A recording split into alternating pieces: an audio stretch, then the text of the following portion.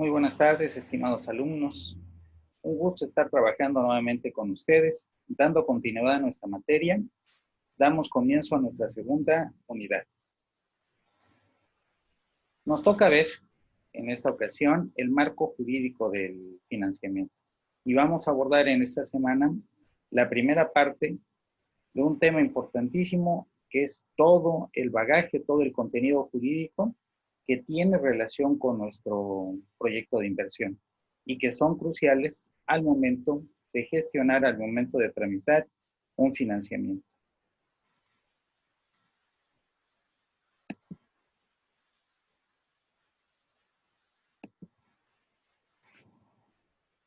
Bien, como primera parte, jóvenes, vamos a iniciar hablando de que para tener voz, para poder tener una personalidad y poder llevar a cabo actos jurídicos, debemos de cumplir ciertos requisitos, bien seamos personas físicas o bien seamos personas morales. Si no, prácticamente pues no existimos ante el derecho. Entonces debemos de cumplir con ciertos requisitos, con ciertas características y propiedades y elementos desde el punto de vista jurídico para poder tener reconocimiento y en el caso de nuestros proyectos, pues para poder realizar los trámites ante una institución de financiamiento.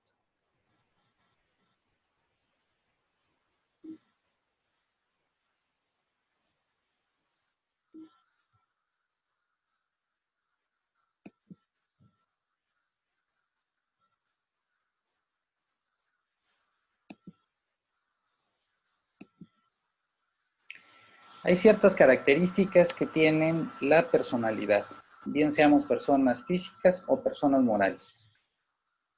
Estas características son intransferibles, quiere decir que no pueden pasar de una persona a otra. Son incomerciables porque no puedo vender mi nombre. Y en teoría, tampoco las empresas pudieran vender su nombre, aunque esto se presta en la actualidad a cierta controversia. Y eso tiene que ver con uno de los temas que está en discusión en tu cuestionario. Porque podemos poner en duda la cuestión de que realmente un nombre comercial, por ejemplo, no puede ser incomerciable, porque tenemos el caso de fusiones y de empresas que son adquiridas por otras y que adquieren los derechos de la empresa que pues han adquirido. Por el contrario, esto no sucede con las personas físicas, dado que, por ejemplo, Juan Pérez Colote no puede venderle su nombre a otra persona, ni puede transferir su nombre a otra persona. Puede ponerle a un descendiente su mismo nombre, pero esa otra persona no va a ser el mismo. Va a ser otra persona diferente porque tiene una fecha de nacimiento diferente y porque tiene otras características de su personalidad física y jurídica diferentes a esta persona. Tampoco podemos renunciar a esa personalidad jurídica, ya bien sea física o moral. Podemos formar otra empresa, eso sí puede ser, pero no podemos renunciar a la empresa que ya se formó. Llegará un momento en que se extinga si decidimos, por ejemplo, liquidar la empresa.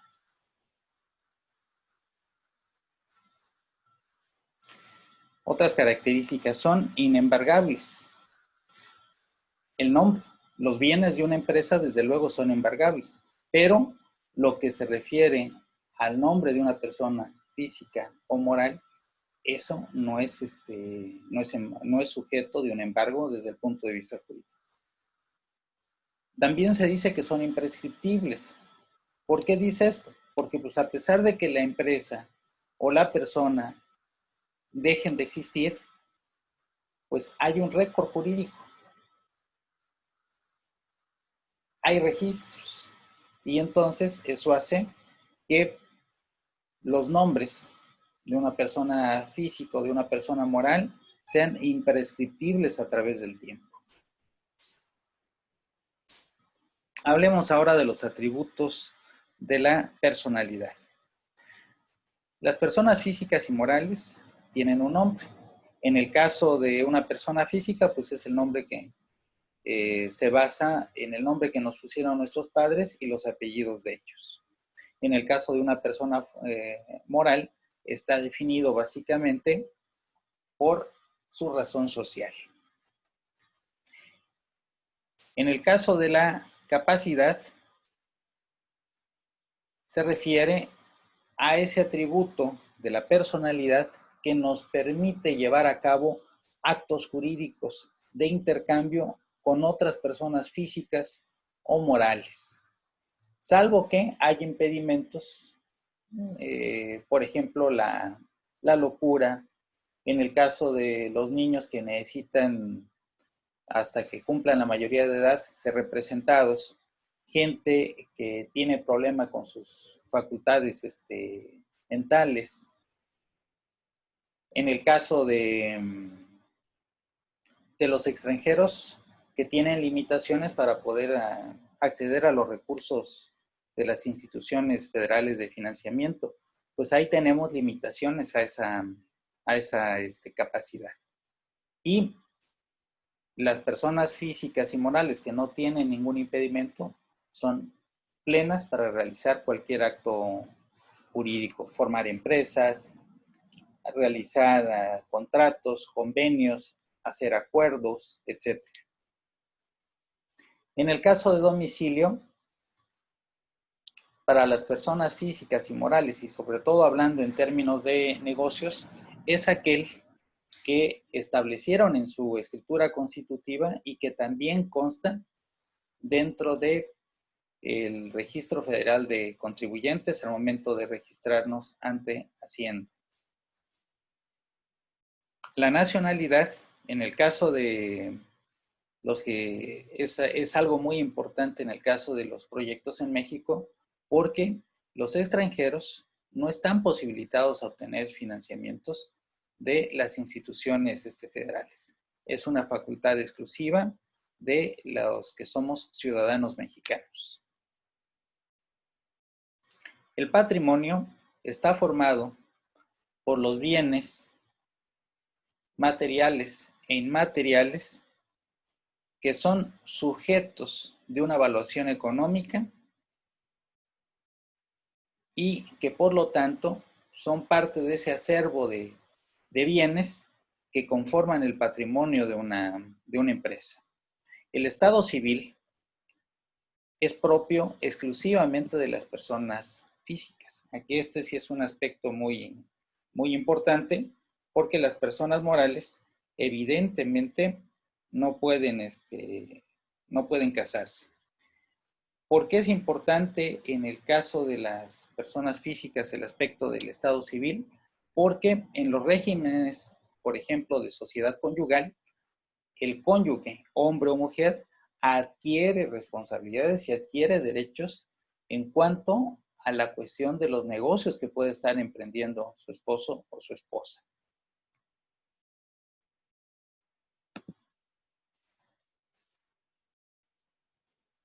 El alcance jurídico de los contratos, estimados jóvenes, se refiere a todos aquellos elementos que constan en los contratos y que están materializados a través de las cláusulas.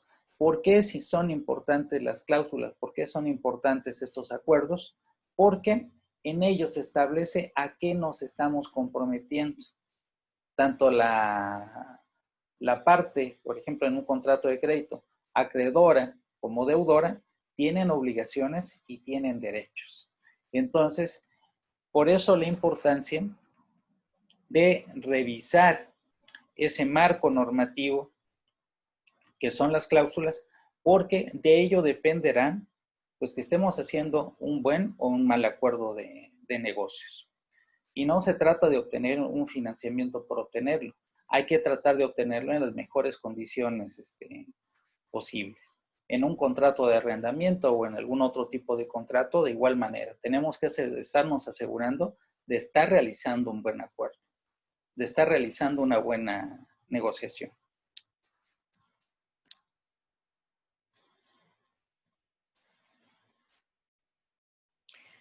Es muy importante, por ello, hablar de los contratos, porque los contratos es un pacto escrito en el cual estamos creando o transfiriendo derechos y obligaciones con otra parte.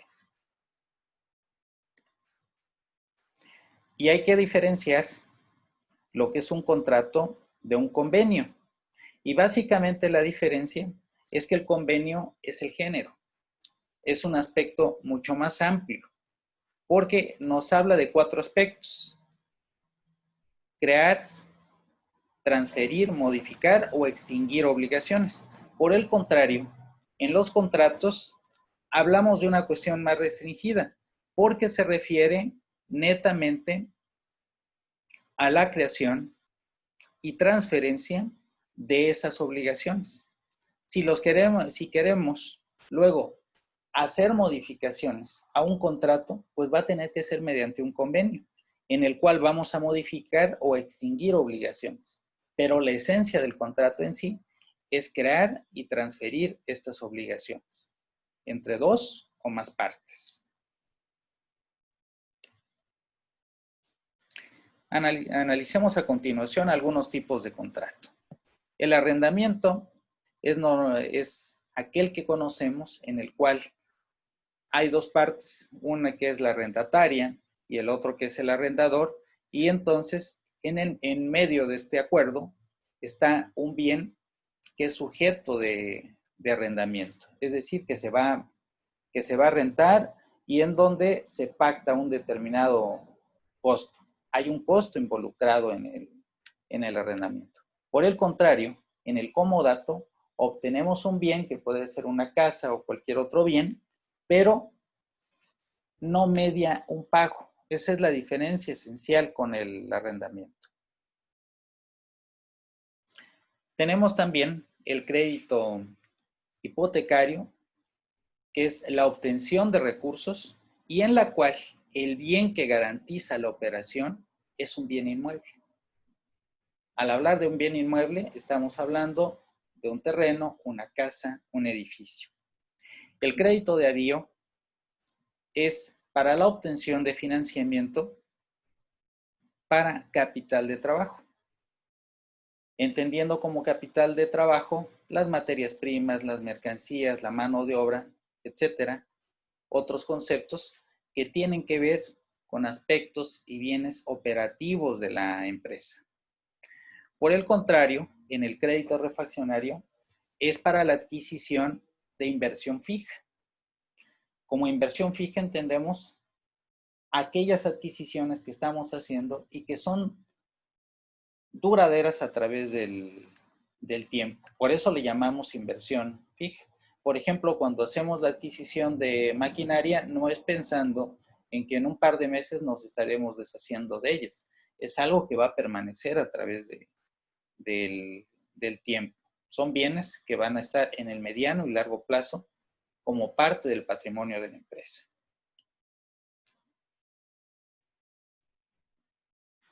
En el crédito prendario,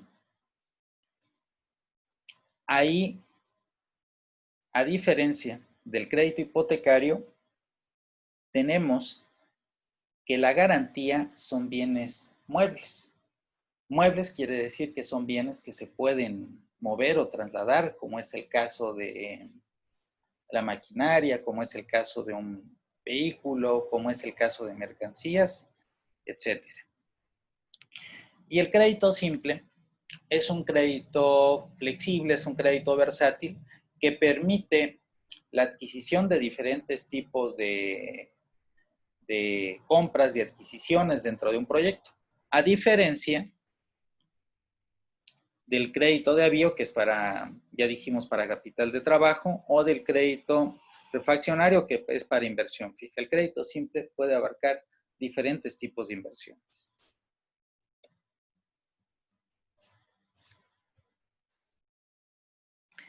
Las partes de un contrato, jóvenes. Les pido aquí mucho su atención.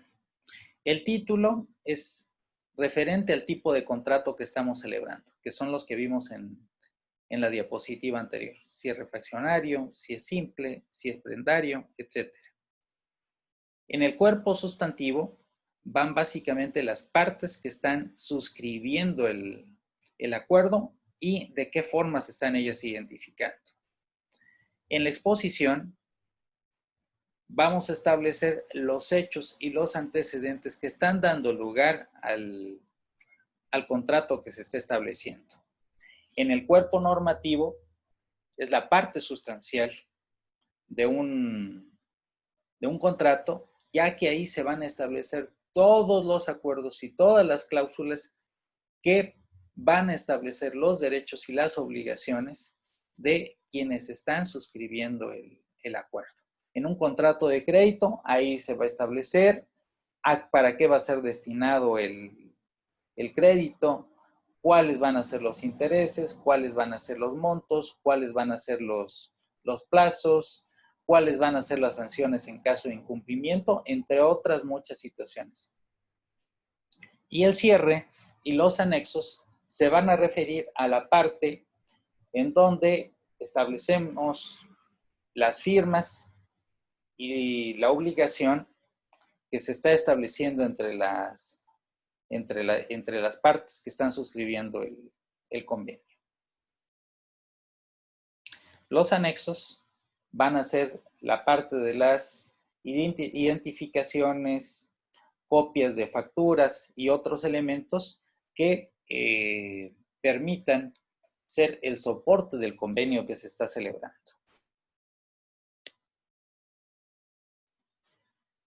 Hablemos ahora, estimados jóvenes, de las garantías y de los avalúos. La garantía son todos aquellos bienes que van a respaldar esta operación que se esté llevando a cabo. En este caso, el crédito. Difícilmente va a haber una institución que nos dé un crédito sin que haya una garantía de por medio. Aún cuando no sea un crédito, aún cuando sean recursos a fondo perdido, las instituciones nos piden ciertos elementos que para ellos fungen como una garantía de que la gente es la población que se está buscando beneficiar, entre otras posibles situaciones. Y hay diferentes tipos de garantías, desde luego. Hay garantías reales, que son bienes concretos, bienes tangibles. Hay garantías personales, en las cuales, por ejemplo, establecemos el aval de una persona y que esa es la base para poder respaldar un crédito y poder obtenerlo. El avalúo es un aspecto que va íntimamente relacionado con la garantía. ¿Por qué decimos que va íntimamente relacionado? Por una situación.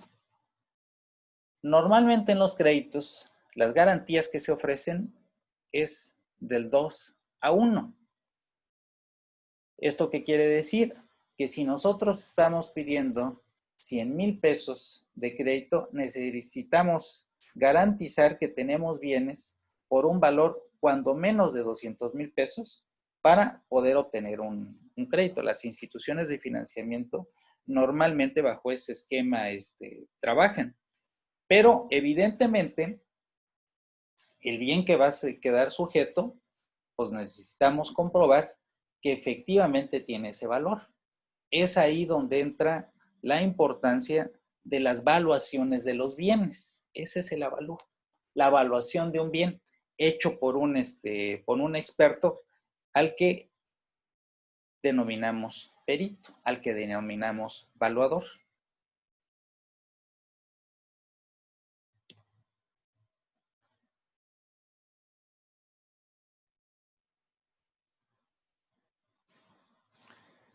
Los seguros es algo muy importante dentro de los proyectos y dentro de las empresas, porque nos permiten proteger al patrimonio. Obviamente hay ciertas condiciones. Tenemos que pagar una prima para poder ser entonces beneficiarios de un seguro. El seguro nos los va a ofrecer una empresa que se llama aseguradora. Y dentro del mercado hay diferentes aseguradoras. Caso concreto, MetLife, Grupo Provincial, Seguros Sin Bursa, etcétera. ¿Qué podemos asegurar? Distintos bienes. Podemos asegurar una casa, podemos asegurar el vehículo, podemos asegurar la empresa. Las personas también se aseguran. Y es ahí donde entramos. Aquí hay diferentes tipos de seguros. Seguros que cubren a las personas, que cubren su vida y entonces queda protegida la familia. Seguros contra accidentes, ya sea que sucedan estos pues, manejando o trabajando dentro de la empresa, y seguros contra enfermedades que lo cubren aseguradoras y que en nuestro país la principal institución aseguradora de la salud pues es el Instituto Mexicano del Seguro Social, al que hay que pagarle cuotas.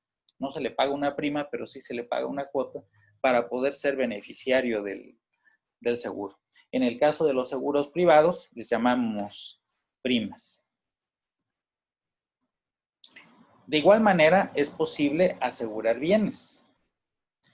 ¿Contra qué se aseguran los bienes? Contra posibles daños que puedan ocurrirles, y ahí se dan las coberturas amplias, que es asegurarme a mí y asegurar a terceros que puedan ser afectados. En el caso de la cobertura limitada, se da un aseguramiento en el cual la protección es básicamente contra daños a terceros.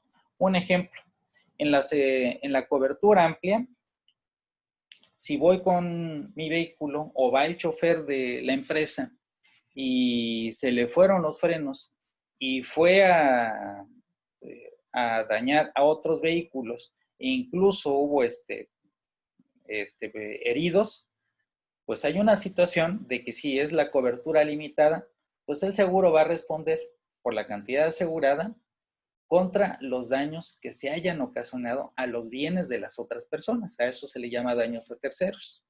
En la cobertura amplia, no solo va a estar protegido el daño que le hagamos a otros, sino también va a estar protegido los bienes propios, es decir, el vehículo y el chofer que iba, si sufrieron daños, pues vamos a también poder reponer ese daño.